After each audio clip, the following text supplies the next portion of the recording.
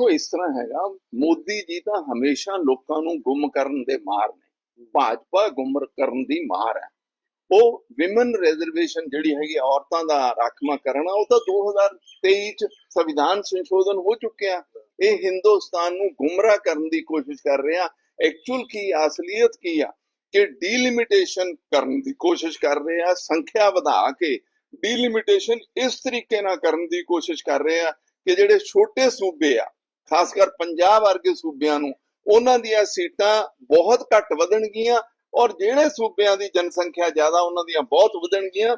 ਅਸੀਂ ਸਾਰੀਆਂ India alliance ਦੀ ਪਾਰਟੀਆਂ ਨੇ ਇਹਦਾ ਵਿਰੋਧ ਕੀਤਾ। ਅਸੀਂ ਪਾਰਲੀਮੈਂਟ 'ਚ ਵੀ ਵਿਰੋਧ ਕਰਾਂਗੇ ਔਰ ਪੰਜਾਬ ਦੇ ਮੁੱਦੇ ਨੂੰ ਲੈ ਕੇ ਅਸੀਂ ਬੋਲਾਂਗੇ ਵੀ ਕਿ ਤੁਸੀਂ ਪੰਜਾਬ ਉਹ ਸੂਬਾ ਜਿਹਨੇ ਆਜ਼ਾਦੀ ਦੀ ਵੀ ਲੜਾਈ ਸਾਰੇ ਹਿੰਦੁਸਤਾਨ ਲਈ ਲੜੀ ਔਰ ਅੱਜ ਵੀ 35 ਤੋਂ 40% ਜਿਹੜੀ ਕਣਕ ਔਰ ਜਿਹੜਾ ਚੌਲ ਹੈਗੇ ਉਹ ਪੰਜਾਬ ਸਪਲਾਈ ਕਰਦਾ। ਤੁਸੀਂ ਪੰਜਾਬ ਦਾ ਨੁਕਸਾਨ ਨਾ ਕਰੋ ਔਰ ਪੰਜਾਬੀ ਲੜਾਕੇ ਹੈਗੇ ਆ ਉਹ ਸੜਕਾਂ ਤੇ ਆਉਣਗੇ ਔਰ ਤੁਹਾਡਾ ਵਿਰੋਧ ਕਰਨਗੇ। ਸਰ ਬੀਬੀਐਮਬੀ ਦੇ ਵਿੱਚ ਹੁਣ ਕਾਨੂੰਨ ਤੇ ਸੋਧ ਲਿਆਂਦਾ ਤੇ ਇਹ ਕਾਨੂੰਨ ਬਦਲਿਆ ਸੀ 2022 ਚ। ਅਸੀਂ ਉਦੋਂ ਵੀ ਇਹਦਾ ਬਹੁਤ ਵਿਰੋਧ ਕੀਤਾ ਸੀ। ਉਦੋਂ ਸਾਡੇ ਨਾਲ ਗੱਲ ਇਹ ਹੋਈ ਸੀ ਕਿ ਇਹਦਾ ਨਹੀਂ ਇੰਪਲੀਮੈਂਟੇਸ਼ਨ ਅਸੀਂ ਨਹੀਂ ਕਰਾਂਗੇ, ਇਹਨੂੰ ਅਜੇ ਪੰਜਾਬ ਔਰ ਹਰਿਆਣਾ ਦੋਵਾਂ ਤੋਂ ਪੁੱਛਾਂਗੇ। ਪਰ ਇਹ ਤਾਂ ਹਟਦੇ ਨਹੀਂ ਆ। ਮੋਦੀ ਜੀ ਜਦੋਂ ਤੋਂ ਆਏ ਆ 2014 ਚੋਂ ਪੰਜਾਬ ਨਾਲ ਖਾਸ ਕਰਕੇ ਵਿਤਕਰਾ ਕਰਦੇ ਆ ਔਰ ਸਾਡਾ ਮੈਂਬਰ ਹੁੰਦਾ ਸੀ ਉਹ ਹਟਾਉਣ ਲਈ ਕਿ ਕੇਂਦਰ ਸਰਕਾਰ ਦਾ ਪੂਰਾ ਕਬਜ਼ਾ ਹੋ ਜੇ ਭਾਖੜਾ ਮੈਨੇਜਮੈਂਟ ਬੋਰਡ ਤੇ। ਔਰ ਕੱਲਾ ਉਹ ਹੀ ਨਹੀਂ, ਇਹਨਾਂ ਨੇ ਸਾਰੀਆਂ ਸੰਸਥਾਵਾਂ ਹਿੰਦੁਸਤਾਨ ਦੀਆਂ ਜਿੰਨੀਆਂ ਉਹਨਾਂ ਤੇ ਕਬਜ਼ਾ ਕਰਨ ਦੀ ਕੋਸ਼ਿਸ਼ ਕਰਦੇ ਆ ਔਰ ਕਰੀਬ ਕਰ ਲਿਆ। ਮੈਂ ਉਹਦਾ ਪੁਰਜੋਰ ਵਿਰੋਧ ਪਾਰਲੀਮੈਂਟ 'ਚ ਵੀ ਕੀਤਾ ਸੀ, ਅੱਜ ਵੀ ਕਰਾਂਗੇ ਔਰ ਉਹਦਾ ਵਿਰੋਧ ਕਰਦੇ ਆ।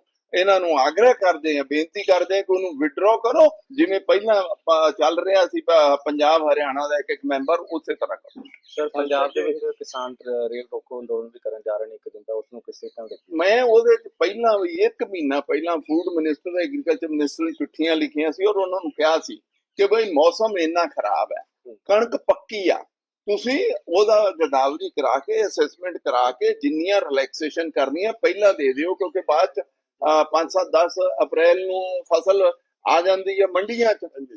ਕੇਂਦਰ ਸਰਕਾਰ ਨੇ ਔਰ ਪੰਜਾਬ ਸਰਕਾਰ ਖਾਸ ਕਰ ਬਿਲਕੁਲ ਕੁਝ ਨਹੀਂ ਕੀਤਾ। ਪੰਜਾਬ ਸਰਕਾਰ ਸੁੱਤੀ ਰਹੀ ਔਰ ਕੇਂਦਰ ਸਰਕਾਰ ਵੀ ਸੁੱਤੀ ਰਹੀ।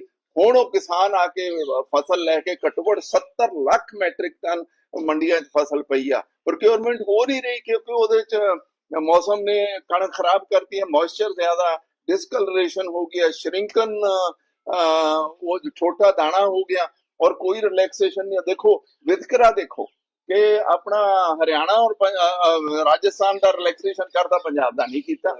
ਤੁਸੀਂ ਦੇਖੋ ਸਹੀ ਮੋਦੀ ਦੀ ਸਰਕਾਰ किस तरह वित्कर पंजाब में करती है, ਅਸੀਂ ਇਹਦਾ ਵਿਰੋਧ ਕਰਦੇ ਹਾਂ। ਕੱਲ ਅਸ਼ੋਕ ਮਿੱਤਲ के यहाँ रेड हुई है, उसके लिए क्या कहेंगे? ਦੇਖੋ ਉਹ ਤੇ ਹੁਣ ਬਈ ਮੈਂ ਉਹਦੇ ਤੇ ਕੀ ਕਹਿ ਸਕਦਾ ਹੈਗਾ। ਉਹ ਤਾਂ ਇਹ ਜਿਹੜੀ ਕੇਂਦਰ ਸਰਕਾਰ ਹੈ ਇਹ ਕੀ ਕਰਦੀ ਹੈ ਇਹਦੇ ਬਾਰੇ ਤਾਂ ਕੁਝ ਕਹਿਣ ਦਾ ਕੋਈ ਮਤਲਬ ਨਹੀਂ ਹੈ। ਉਹ ਉਹਨਾਂ ਦੇ ਮੈਂਬਰ ਆ ਝਾੜੂ ਵਾਲੇ, ਉਹ ਉਹਦੇ ਲਈ ਲੜਾਈ ਕਰਨ। ਸਰ ਤੁਸੀਂ ਜਾਇਜ਼ਾ ਲੈਣ ਵੀ ਗਏ ਸੀਗੇ, ਲੇਕਿਨ ਮੰਡੀਆਂ 'ਚ ਜੋ ਹੈ ਬਾਰਦਾਨੇ ਦੀ ਬੜੀ ਵੱਡੀ ਕਮੀ ਹੈਗੀ, ਇਸ ਨੂੰ ਲੈ ਕੇ ਵੀ ਸਰਕਾਰ ਦੇ ਖਿਲਾਫ ਨਜ਼ਰ। ਦੇਖੋ ਬਾਰਦਾਨਾ ਜਿਹੜਾ ਉਹ ਪੰਜਾਬ ਸਰਕਾਰ ਦੀ ਜ਼ਿੰਮੇਵਾਰੀ। ਪੰਜਾਬ ਸਰਕਾਰ ਤਾਂ ਭਾਸ਼ਣ ਕਰਨ ਵਾਲੀ ਸਰਕਾਰ ਆ ਔਰ ਪੋਸਟਰਾਂ ਵਾਲੀ ਸਰਕਾਰ, ਕਿਸੇ ਕੰਮ ਨੂੰ ਨਹੀਂ ਕਰਦੇ। ਉਹਨਾਂ ਨੂੰ ਮਹੀਨਾ 1.5 ਮਹੀਨਾ ਪਹਿਲਾਂ 2 ਮਹੀਨੇ ਪਹਿਲਾਂ ਜਦੋਂ ਦਾ ਮੌਸਮ ਖਰਾਬ ਸੀ ਉਹਨਾਂ ਨੇ ਰਿਲੈਕਸੇਸ਼ਨ ਕਰਾਈ ਕਿਉਂ ਨਹੀਂ? ਮੁੱਖ ਮੰਤਰੀ ਆਏ ਜਦੋਂ ਉੱਥੇ ਸਾਰਾ ਕੁਝ ਕੰਮ ਖਰਾਬ ਹੋ ਗਿਆ ਉਦੋਂ ਆ ਗਏ। ਤੇ ਉਹ ਤਾਂ ਇਹੋ ਜਿਹੇ ਹੈਗੇ ਆ, ਪਬਲਿਸਿਟੀ ਕਰਨੀ ਆ, ਭਾਸ਼ਣ ਕਰਨੇ ਆ ਔਰ ਆਪੋਜੀਸ਼ਨ ਪਾਰਟੀਆਂ ਨੂੰ ਗਾਲਾਂ ਦੇਣੀਆਂ। ਪੰਜਾਬ ਦਾ ਕੋਈ ਕੰਮ ਤਾਂ ਕਰਨਾ ਨਹੀਂ। ਸਰ ਆਖਰੀ ਸਵਾਲ ਹੈ, ਬੇਦਬੀ ਕਾਨੂੰਨ ਜਿਹੜਾ ਲੈ ਕੇ ਆਉਂਦੇ ਨੇ ਇਸ ਨੂੰ ਵੀ ਲੈ ਕੇ ਜਿਹੜਾ ਪੰਜਾਬ ਸਰਕਾਰ ਤਾਂ ਦੇਖੋ ਉਹਨਾਂ ਨੇ ਜਿਹੜਾ ਪਾਸ ਕੀਤਾ, ਦੇਖੋ 4 ਸਾਲ ਹੋ ਗਏ। ਜਦੋਂ ਕਿਹਾ ਸੀ 48 ਘੰਟੇ 'ਚ ਅਸੀਂ ਸਾਰੇ ਕੰਮ ਕਰ ਦਾਂਗੇ, 48 ਮਹੀਨੇ ਨਿਕਲ ਗਏ। ਇਹਨਾਂ ਤੇ ਕਾਹਦਾ ਵਿਸ਼ਵਾਸ ਕੀਤਾ ਜਾ ਸਕਦਾ? ਹੁਣ ਉਹ ਕਿਉਂਕਿ ਲੋਕ ਇਹ ਮੰਨਦੇ ਆ ਕਿ ਇਹਨਾਂ ਨੇ ਵਾਅਦਾ ਖਿਲਾਫੀ ਕੀਤੀ ਆ, ਇਸ करके कोशिश कर रहे हैं कि उन्होंने किसी तरह कवर किया जाए। ये टोटल फेलियर सरकार है गया और लोग देखना क्या है, पंजाब के अंदर चुनाव है, सभी तैयार रहो। अब इस तरीके की बारात तो कहीं भी आ सकती है। जब कहेंगे मालिक तब ये तमाम एजेंसीज आ जाती हैं। और ये तो मैं थोड़ी कहता हूँ, पूरा विपक्षी दल कहता है। इस प्रकार से पूरे देश के अंदर हो रहा है। मैं किसी व्यक्ति विशेष की बात नहीं कर रहा हूँ, मित्तल जी की जहाँ और किसी की, लेकिन पूरे देश के हालातों के बारे में बता रहा हूँ कि जिस प्रकार से इन इंस्टीट्यूशन के ऊपर सवाल खड़े हुए हैं और आदरणीय सुप्रीम कोर्ट और हाई कोर्ट ने भी कई बार अपनी अपनी जजमेंट के अंदर एजेंसीज के बारे में टिप्पा टिप्पणी की है। तो ठीक है, ये सिलसिला अब तो देश को पता है। ये सब कुछ समझ लो, यहाँ ईडी आई, वहाँ चुनाव आ रहा है। बढ़िया हो गया है, एक विड्रॉ कर लेता है, दूसरा दे देता है। और ये एक्चुअली कोई थ्रेट परसेप्शन के माध्यम से तो इस देश के अंदर सिक्योरिटी मापने का तरीका अब खत्म हो गया है, कम हो गया। अब बीजेपी ज्वाइन करो, जो मैंने पंजाब में देखा है, एक साथ ही में ज्वाइनिंग का पटका डालते ही वहां से 2 स्कॉर्पियो सीआरपीएफ की भर के या सीएसएफ की भर के निकल जाती हैं। और पंजाब के नेताओं का इसका थोड़ा वो पुराना कल्चर भी है, टेररिज्म के समय का। कुछ लोगों को तो रियली थ्रेट परसेप्शन है, कुछ लोग तो नेतागिरी सिक्योरिटी के लिए करते हैं। तो मेरे कहने का मतलब है, पहले भी यहाँ से Z+ सिक्योरिटी दी गई थी और पला वो बड़ी बड़ी कारकेट में गाड़ियाँ थी, अब उन्होंने दे दी है। तो मेरे को लगता है ये कोई नई बात तो नहीं है। पंजाब के हमारे बहुत से साथी हैं जो कभी एमएलए भी नहीं बने, उनके पास 12-12 जवान सीआरपीएफ के हैं। कभी कभी तो जब हम किसी इधर उधर बैठे होते हैं कोई प्रोग्राम में, तो हमें ही लगता है कि ये कौन आ गया भाई, कोई बड़ी चीज़ है ये आ गई। तो ये तो है ही, बीजेपी में जाओ। और अच्छा, ये बताएं कि जिस तरह से ईडी चर्चाएं जो छिड़ गई हैं कि पंजाब में दिसंबर में चुनाव हो सकते हैं, तो भाई साहब ये तो चर्चाएं छिड़ नहीं गई। ईडी आई है, सीबीआई आई है और इनकम टैक्स आई है, तो समझ लो कि चुनाव नज़दीक है। हाँ, आप भाई सबको ही तैयार रहना चाहिए। सौरभ भारद्वाज ने ट्वीट किया और कहा कि जो अशोक मित्तल के यहाँ रेड हुई है इसके पीछे राघव चड्ढा है। अब मेरे को इस बात का तो भाई मेरे को तो इस बात का पता नहीं। बाकी मेरा बेचारों के साथ लेन नहीं है, देन नहीं है। मैं तो वैसे बात कर रहा हूँ एजेंसियों की, क्यों आई है, किसने भेजी है, काहे के लिए आई है, ये तो मित्तल साहब बताएंगे, जहाँ झाड़ू सरकार बताए। लेकिन हाँ, परसेप्शन यही है जो मैंने आपको बताया है, पूरे देश भर में है। पंजाब में कहते हैं कि अपोजिशन कह रही है कि जिस तरह से आम आदमी पार्टी के नेता को जमानत मिलती है तो वो कहते हैं सत्यमेव जयते, और जब अपोजिशन चाहे वो खैरा साहब हों या दूसरे लोग हों तो कहा जाता है कि जमानत मिली है।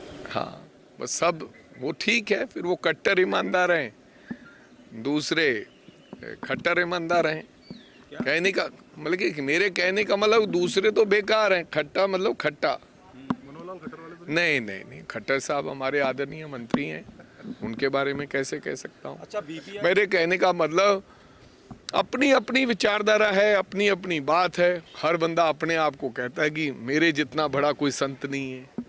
बाकी तो सब, आप शर्ट सिलवाने चले जाओ ना किसी से या कपड़े, तो अगर जो आपके पहने हैं वो हाथ लगा कर ये बताता है यार ये कहाँ से सिलवाया, बहुत ही गलत सिया हुआ है। तो इनके वाले बरी हो जाएं तो कट्टर हैं, सत्य में देते हैं हमारे वाले बेचारे। भाई ये चुनाव कब कराने, पहले तो इलेक्शन कमीशन को पता होता था। अब इस बात का केवल 2 व्यक्ति लोगों को पता होता है, आदरणीय अमित शाह जी को और दूसरा मोदी जी को, और तीसरे भगवान को। कभी कभी जो फैसला लेते हैं शायद भगवान को भी नहीं पता होता वो लास्ट में तो भी लेना क्या है। तो उसके बारे में क्या कर सकता हूँ। पहले तो इलेक्शन कमीशन कराता था, अब बीजेपी इलेक्शन का निर्णय डेट तय करती है, कब होंगे, कैसे होंगे, कितने चरण में होंगे, कौन पहले होगा। फिर उनका टूर देखा जाता है कि पहले मैं बिजी हूँ थोड़ा असम में, फिर केरल में, तो बंगाल वाले लेट कर लो, तमिलनाडु वाले तो फिर उस हिसाब से उधर कूदेंगे। तो ये सारा जो सिस्टम है ये बीजेपी के हिसाब से चलता है। कांग्रेस तैयार है कभी भी चुनाव? हाँ, हम तो तैयार हैं। कांग्रेस तो हमेशा ही तैयार रहती है और हर काम के लिए तैयार रहती है। आपके कुछ नेता टिकट अनाउंस कर रहे हैं प्रेस कॉन्फ्रेंस करके कि यहाँ से ये चुनाव लड़ेगा। कौन से नेता ने टिकट अनाउंस? फतेहगढ़ साहिब से। किसी ने, कौन से नेता ने की है? हमें तो पता नहीं चला, आपको पता चला होगा। कोई लीडर ने की है टिकट? कौन लीडर? देखो भाई, जिला अध्यक्ष या राजा वड़िंग तो टिकट इधर उधर कोई हम बात ही नहीं करते। फैसला तो ऊपर करना है, वो तो जिला अध्यक्ष तो अपनी भावनाएं बता सकते हैं कि ये भावनाएं हैं कांग्रेस की या लोगों की। लेकिन हाँ, कुछ जगह पर पता होता है, जैसे आज कादियां की बात करें, फाइनल तो अल्टीमेटली करना है हाईकमांड ने, लेकिन संभाविक है कि वहाँ पर से आदरणीय प्रताप सिंह बाजवा ही लड़ेंगे। संभाविक है कि डेरा बाबा नानक से रंधावा साहब या उनका परिवार ही चुनाव लड़ेगा। ऐसा हाँ, हाईकमांड जब तक लिस्ट नहीं आती गिद्दड़बाहा से तब तो- कौन लड़ेगा? गिद्दड़बाहा से आपने बताया।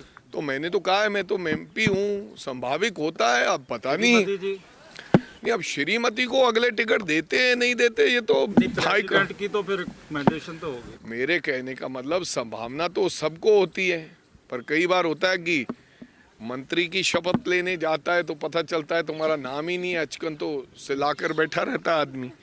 लेकिन हाँ, ऐसी संभावनाओं से लगता है कि ठीक रहेगा। लेकिन श्रीमती जी लड़ते हैं जहाँ और कौन लड़ता है, अल्टीमेटली हाईकमांड का फैसला। ਮਿੱਤਲ ਜੀ ਸਾਡੇ ਰਾਜ ਸਭਾ ਦੇ ਉਪ ਲੀਡਰ ਨੇ, ਉਹਨਾਂ ਦੇ ਕਾਦੀ ਈਡੀ ਨੇ ਰੇਟ ਕੀਤਾ, ਉਹਨਾਂ ਦੇ ਸ਼ਾਇਦ ਮੈਂ ਦੇਖ ਰਿਹਾ ਯੂਨੀਵਰਸਿਟੀ ਜੀ ਹੋਈ। ਸੋ ਮੈਂ ਸਮਝਦਾ ਕਿ ਭਾਜਪਾ ਜਿਹੜੀ ਆ ਪੰਜਾਬ 'ਚ ਇਲੈਕਸ਼ਨ ਲੜਨ ਲਈ ਆ ਗਈ ਹੈ। ਉਹ ਇਲੈਕਸ਼ਨ ਦੀ ਤਿਆਰੀ 'ਚ ਸਮਝ ਲਓ ਕਿ ਈਡੀ ਦੇ ਰੇਟ ਜਿਹੜੇ ਆ ਇਲੈਕਸ਼ਨ ਦੀ ਚੋਣ ਰੈਲੀ ਗਈ ਨੇ ਉਹਨਾਂ ਦੀਆਂ। ਹੁਣ ਉਹ ਈਡੀ, ਸੀਬੀਆਈ, ਜਿੰਨੀਆਂ ਦੁਨੀਆ ਭਰ ਦੀਆਂ ਏਜੰਸੀਆਂ, ਉਹਨਾਂ ਨੂੰ ਪੰਜਾਬ 'ਚ ਸਾਡੇ ਲੀਡਰਾਂ ਦੇ ਖਿਲਾਫ ਵਰਤਣਗੇ। ਪਰ ਇਹਦਾ ਕੋਈ ਫਲ ਜਿਹੜਾ ਉਹ ਬੀਜੇਪੀ ਨੂੰ ਨਹੀਂ ਮਿਲਣ ਵਾਲਾ, ਕਿਉਂਕਿ ਅਸ਼ੋਕ ਮਿੱਤਲ ਜੀ ਨੇ, ਉਹਨਾਂ ਦੇ ਪਰਿਵਾਰ ਨੇ ਬੜੀ ਮਿਹਨਤ ਕਰਕੇ ਇੱਕ ਛੋਟੀ ਸਵੀਟਸ ਦੀ ਦੁਕਾਨ ਤੋਂ ਉੱਠ ਕੇ ਫਿਰ ਆਟੋ, ਮਤਲਬ ਜਿਹੜੀਆਂ ਗੱਡੀਆਂ ਦਾ ਕੰਮ ਕਰਕੇ ਫਿਰ ਯੂਨੀਵਰਸਿਟੀ ਬਣਾਈ। ਉਹ ਕੋਈ ਇਦਾਂ ਦੇ ਕੋਈ ਉਹ ਨਹੀਂ ਹੈ, ਚੋਰ ਠੱਗ ਆਦਮੀ ਨਹੀਂ ਹੈ, ਬਹੁਤ ਵਧੀਆ ਬੰਦੇ। ਸੋ ਮੈਂ ਸਮਝਦਾ, ਪੋਲੀਟੀਕਲੀ ਮੈਂ ਸਮਝਦਾ ਕਿ ਬੀਜੇਪੀ ਨੇ ਅੱਜ ਪੰਜਾਬ 'ਚ ਆਪਣੀ ਕੰਪੇਨ ਸ਼ੁਰੂ ਕਰ। ਬੀਬੀਐਮਪੀ ਨੂੰ ਲੈ ਕੇ ਜਿਸ ਤਰੀਕੇ ਨਾਲ ਵਿਵਾਦ ਹੋ ਰਿਹਾ, ਪੀਬੀਐਮ ਨੂੰ ਵਿਵਾਦ ਨਹੀਂਗਾ, ਸੈਂਟਰ ਨੇ ਬੜਾ ਧੱਕਾ ਕੀਤਾ ਸਾਡੇ ਨਾਲ। ਭਾਖੜਾ ਬਿਆਸ ਮੈਨੇਜਮੈਂਟ ਬੋਰਡ 'ਚੋਂ ਸਾਡਾ ਜਿਹੜਾ ਸਥਾਈ ਮਤਲਬ ਹੱਕ ਸੀਗਾ ਉਹ ਖੋਹ ਲਿਆ। ਇਹ ਤੋਂ ਲੱਗਦਾ ਕਿ ਸਹਿਜੇ ਸਹਿਜੇ ਬੀਜੇਪੀ ਜਿਹੜਾ ਸਾਡਾ ਪਾਣੀ ਦਾ ਡਾਕਾ ਮਾਰਨ ਨੂੰ ਫਿਰਦੀ ਹੈ। ਪਰ ਪੰਜਾਬ ਦੇ ਮੁੱਖ ਮੰਤਰੀ ਸਰਦਾਰ ਭਗਵੰਤ ਸਿੰਘ ਮਾਨ ਜੀ ਨੇ ਪਹਿਲਾਂ ਵੀ ਬੜਾ ਸਖਤ ਸਟੈਂਡ ਲਿਆ, ਹੁਣ ਵੀ ਸਟੈਂਡ ਹੈ ਕਿ ਅਸੀਂ ਪੰਜਾਬ ਦੇ ਪਾਣੀਆਂ ਤੇ ਕੇਂਦਰ ਸਰਕਾਰ ਨੂੰ ਡਾਕਾ ਨਹੀਂ ਮਾਰ ਦਿਆਂਗੇ, ਭਾਵੇਂ ਜੋ ਮਰਜ਼ੀ ਹੋ ਜੇ। ਮੈਂ ਮੰਗ ਕਰਦਾ ਕਿ ਜਿਹੜੀ ਸਥਾਈ ਮੈਂਬਰੀ ਕੋਈ ਆ ਉਹ ਬਹਾਲ ਹੋਣੀ ਚਾਹੀਦੀ ਹੈ। ਸਾਡਾ ਹੱਕ ਹੈ, ਸਾਡਾ ਪੰਜਾਬ ਹੈ, ਪੰਜਾਬ ਦਾ ਪਾਣੀ ਹੈ। ਨਾ ਅਸੀਂ ਪਾਣੀ ਦੇਣਾ ਚਾਹੁੰਦੇ ਕਿਸੇ ਨੂੰ, ਨਾ ਸਾਡੇ ਕੋਲ ਹੈਗਾ ਕਿਸੇ ਨੂੰ ਅਸੀਂ ਪਾਣੀ ਨਹੀਂ ਦੇਣਾ ਚਾਹੁੰਦੇ। ਇਸ ਕਰਕੇ ਜਿਹੜੀ ਸਥਾਈ ਮੈਂਬਰੀ ਖਤਮ ਕੀਤੀ ਆ ਉਹਨੂੰ ਮੁੜ ਜਿਹੜਾ ਬਹਾਲ ਕਰਨਾ ਚਾਹੀਦਾ। ਮੈਂ ਇਹ ਗੱਲ ਮਤਲਬ ਜਿਹੜੀ ਕਹਿਣੀ ਚਾਹੁੰਦਾ।